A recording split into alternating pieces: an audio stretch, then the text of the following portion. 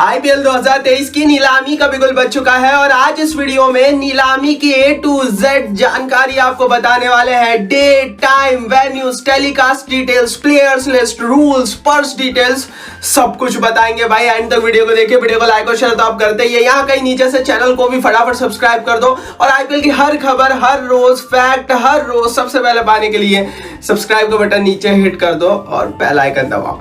चलिए दोस्तों, शुरुआत करते हैं सबसे पहले तारीखों से, डेट्स को लेकर लगातार सवाल थे, लेकिन कल के दिन ये कंफर्म हो गया है कि आईपीएल 2023 की नीलामी 23 दिसंबर 2022 के दिन होगी। ये मिनी ऑक्शन रहने वाला है, कोई लंबा ऑक्शन रहने नहीं वाला। इसीलिए बीसीसीआई ने कंसाइडर किया कि भले ही क्रिसमस का हॉलीडेज क्यों ना हो, उस समय नीलामी कराई जा सकती है। तो डेट्स के मामले में अभी तक की जो अच्छी रिपोर्ट है वो यही है कि दिसंबर में मिनी ऑक्शन 23 दिसंबर 2022 को होगा।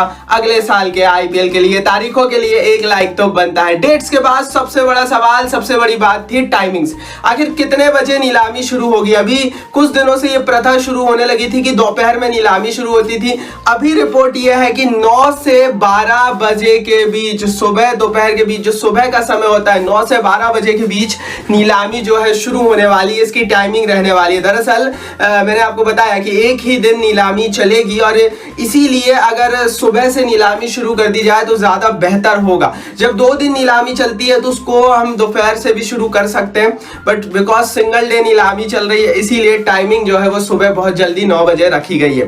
टाइमिंग्स के बाद दोस्तों बात कर लेते हैं वेन्यूज की। आखिर कहाँ होगी नीलामी, क्योंकि इस पर भी बहुत सारे सवाल थे और शुरू से ये कहा जा रहा था कि कुछ ऐसी जगह होनी चाहिए जो रीच जहां पर अच्छी हो, जहां लोग बड़ी आसानी से पहुंच सके, क्योंकि अलग अलग टीमों के मैनेजमेंट के लोग वहां पर पहुंचते हैं नीलामी में।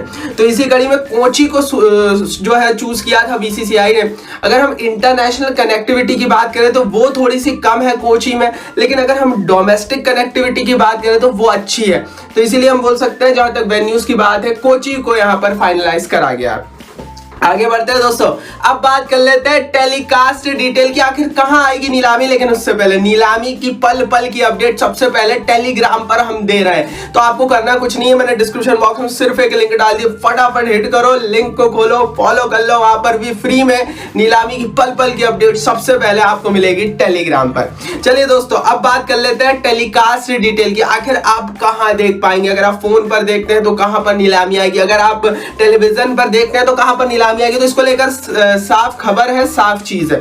सबसे पहले अगर हम बात करें टेलीविजन की तो स्टार स्पोर्ट्स का जो पूरा नेटवर्क है, पूरा जो कुनवा है, वो टीवी पर इस बार नीलामी को दिखाएगा। लेकिन अगर आप फोन पर नीलामी देखना चाहते हो तो हॉटस्टार पर मत जाना भाई, वो लोग नहीं दिखा रहे हैं। जियो नेटवर्क के पास इस बार राइट्स हैं। कहा यह जा रहा है कि जियो टीवी पर नीलामी आएगी। उसके अलावा यह भी कहा जा रहा है कि जियो सिनेमास पर भी नीलामी आने वाली है।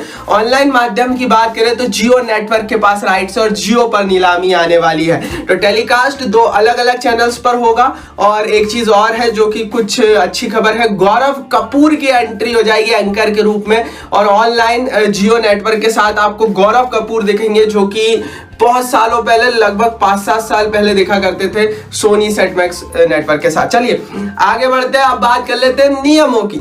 आखिर क्या क्या नियम है? कुछ स्पेशल नियम, कुछ मेन थंब नियम आपको बताता हूँ नीलामी के, जो इस बार की मेन जो मिनी ऑक्शन रखा गया है उसमें रखे गए। तो रूल्स में पहला रूल है नो आरटीएम, दूसरा है 1 दिन नीलामी चलेगी, तीसरा है भाई कि एक्सेलरेटेड वे में नीलामी चलेगी, और चौथा यह है कि किसी भी प्लेयर के ऊपर बिडिंग ना हो। ऐसा नहीं होगा, हर प्लेयर पर बिडिंग होगी, मतलब हर प्लेयर को दिखाया जाएगा, शो किया जाएगा नीलामी में रजिस्टर्ड करने के बाद, सेलेक्ट करने के बाद।